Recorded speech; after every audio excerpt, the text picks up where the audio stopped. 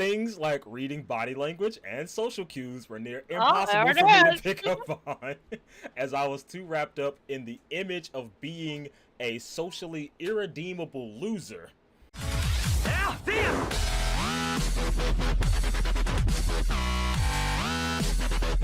All right, so we have a very lengthy comment from mild is mildish Nitorino. Wow. Today, Junior. there's there's no like capitalization or nothing. So I'm like mildish Narid. Then I saw Nidorino, the Pokemon. Mildish. Okay. And the first part says, I can't speak for everybody, but in my experience, growing up as a nerd/social reject makes it infinitely harder to find nerdy friends, let alone a partner. Speaking as a straight male who was a weeb outcast throughout high school, those negative experiences really take a toll on your social skills and development, which can make connecting with nerdy girls, let alone nerds in general, very challenging. Now we're gonna pause there because as two weeb outcasts throughout high school, I was bullied. I feel like we can provide a little bit of insight on that experience. Because anyone who knew me in high school, they knew that I was literally a beacon of nerd culture. And like there was a main reason why I did that, because either one of two things would happen. Either A, somebody would notice, what I'm wearing, how I'm acting, and resonate with it, or B, they'd be like, that guy's really fucking out there, and just kind of steer the other direction. But one thing was for certain, you knew without a shadow of a doubt that I was a fucking nerd. That part. And I'm like literally President of Anime Club. That's me. It was to the point where like whenever I got like my very own Akatsuki cloak, like even despite it being in the dead of fucking summer, I would whip that bitch out and fucking wear it until the principal told me that I couldn't wear it because for reasons that I can't even really remember. I don't know why Who knows? I don't know why he told me to stop wearing it, but I was like, but bro, like I am the drippiest nerd in this whole fucking school. And you can't say I'm not. So what was your experience being a weeb outcast throughout high school? Oh, I was abused. Wow, we're going straight there.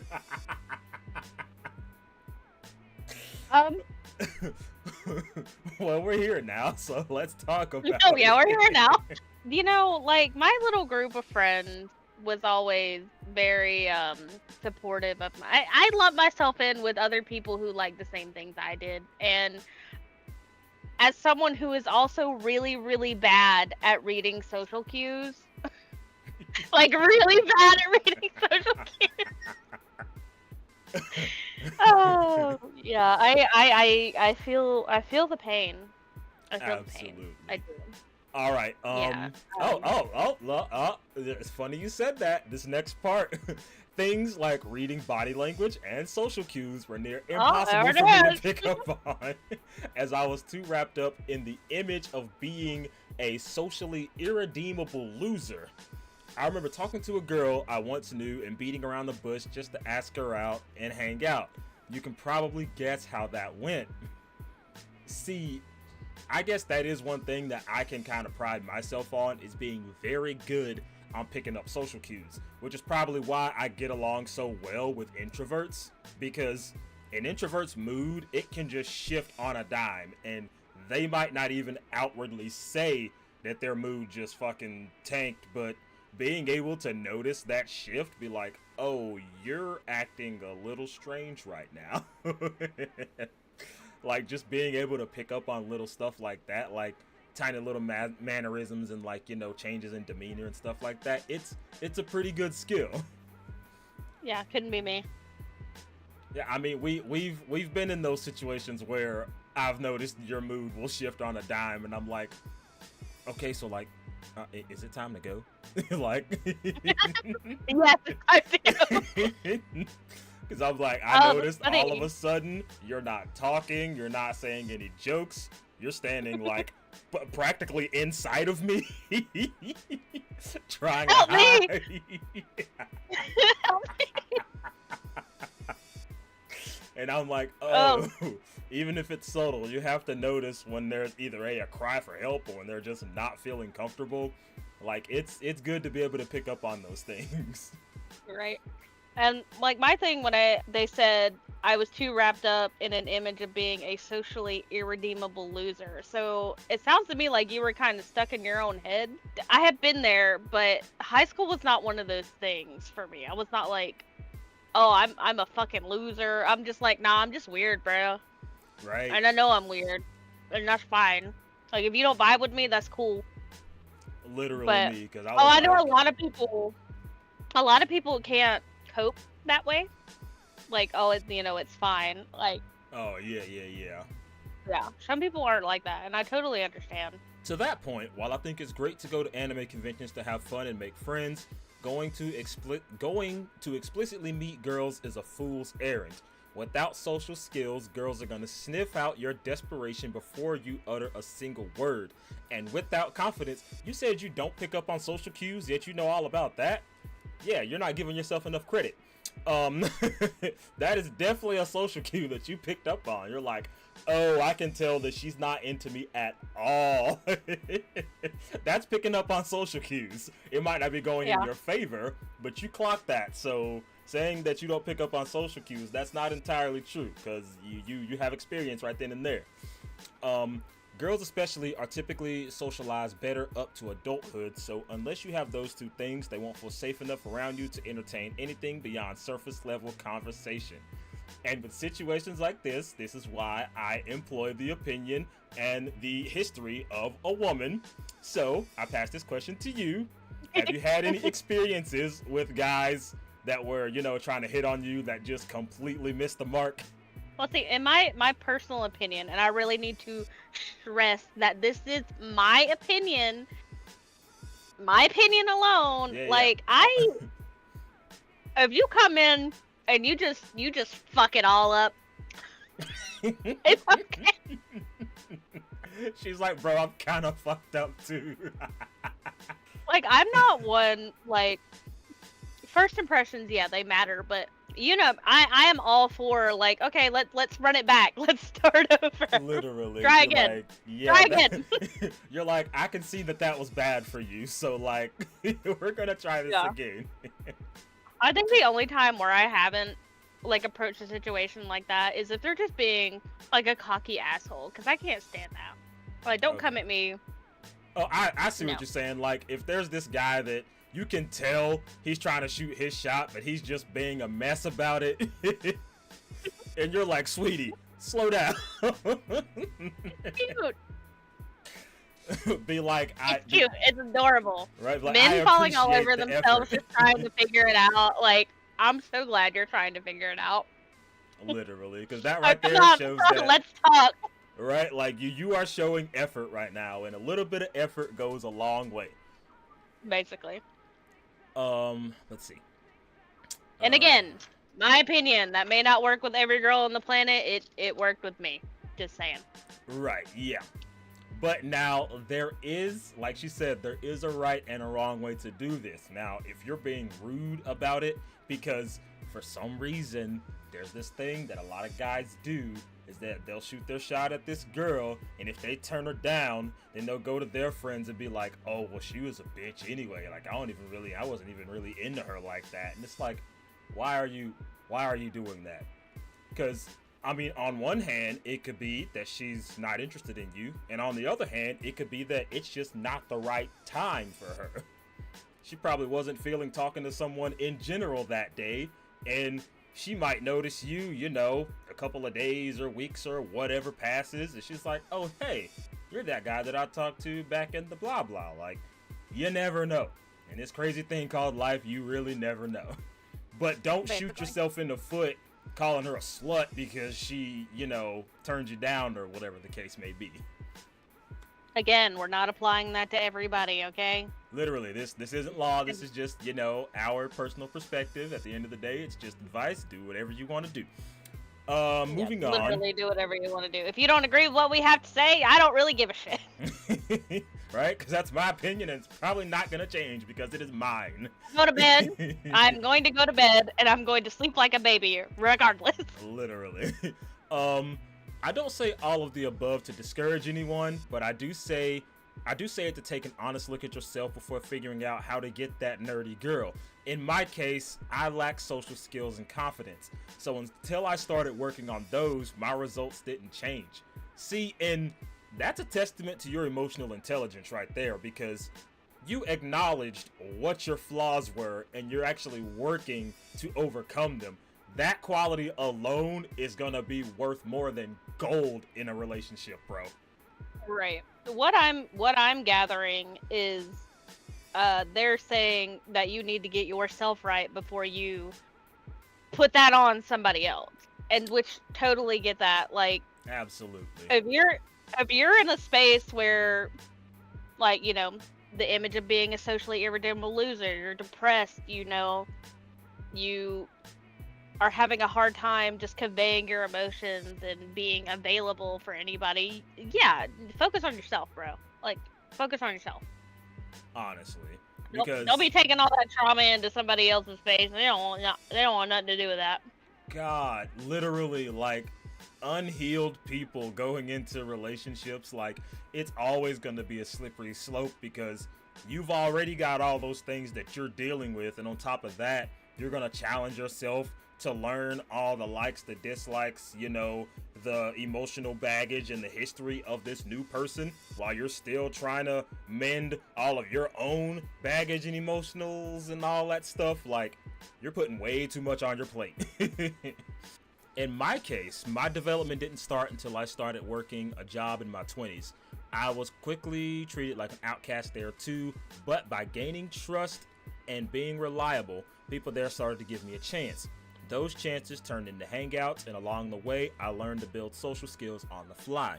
I wasn't perfect by any means, but it was easier for me to spot those imperfections. And eventually, I brought books on socializing/dating, which helped build my skills further. After that point, the key was to practice the lessons I've learned. 10 years later, 32 now, and while I am currently single, I feel way more confident about meeting girls, nerdy or not, and I have multiple friend groups that I can go to a convention with, which means when I go out now, I'm already having a good time, and if I do meet a girl, those good vibes can carry over. See, and this has been such a good journey for you, and like this all seems like it's going pretty well, because the vast majority of guys will not go through this process. Like, not and at I can all. say, when he's talking about he started working a job in his 20s, being treated like an outcast, coming from somebody who has worked primarily retail customer service her entire life, and I am extremely introverted. Zabu here will tell you that I am introverted. I don't like people. I don't like talking to people. I will avoid it at all costs. Literally. But working retail made it easier for me to talk to people when I have to. Oh yeah, because they're like it again, it's like developing a skill.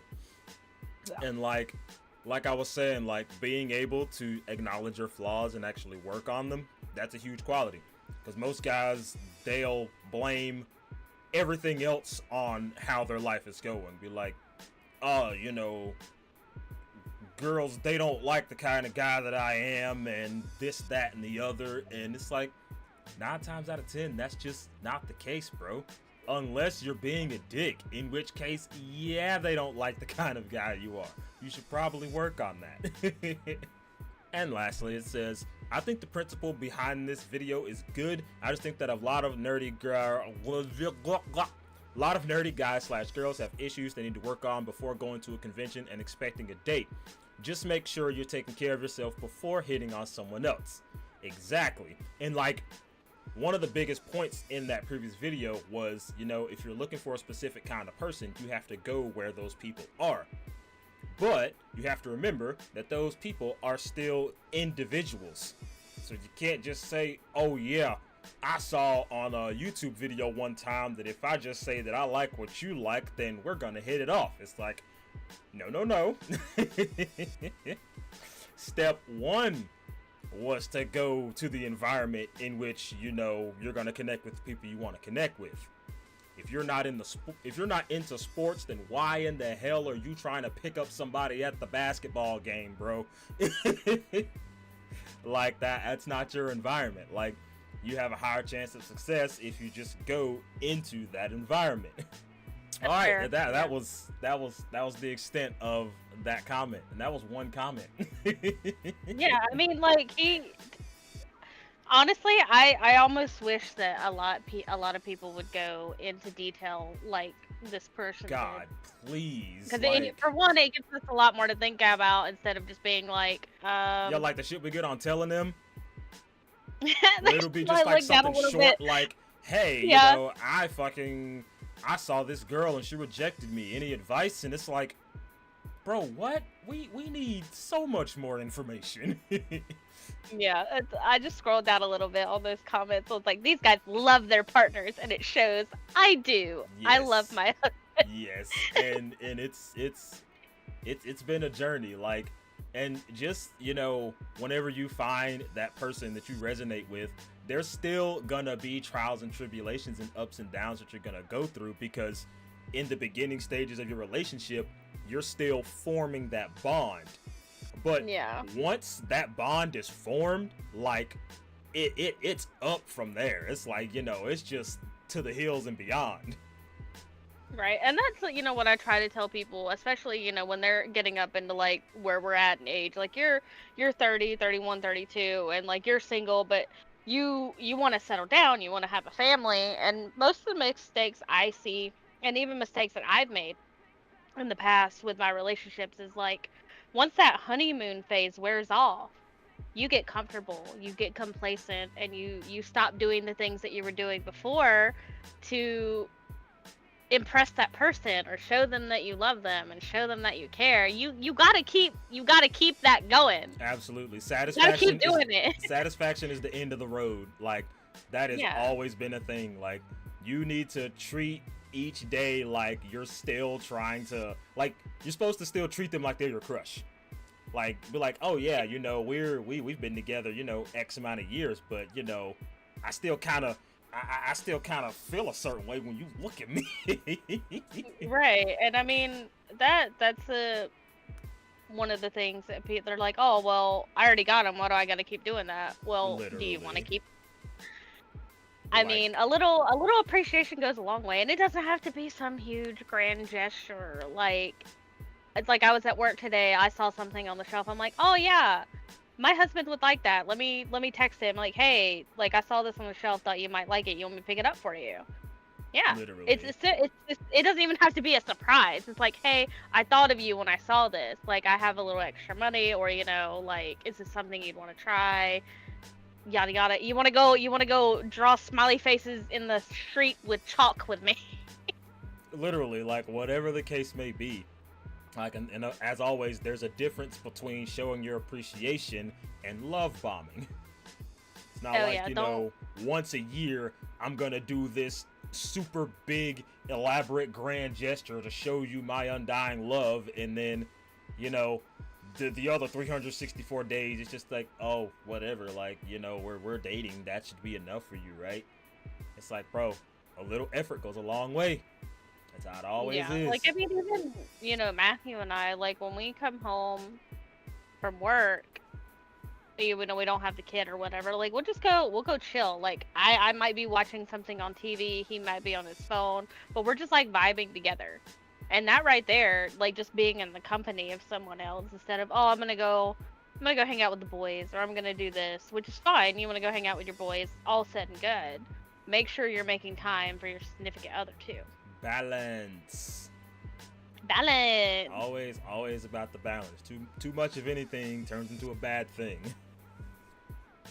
But we can go ahead and close this one right here, because I do have one more topic. Actually, two more topics that I want us to touch on. But Yeah.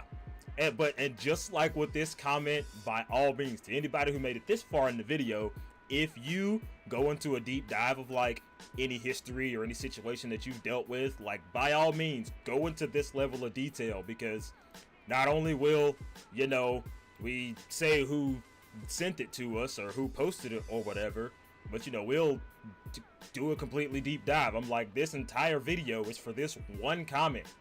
I'm like, bro, we will go there. We will do it. So yeah, just fucking run wild.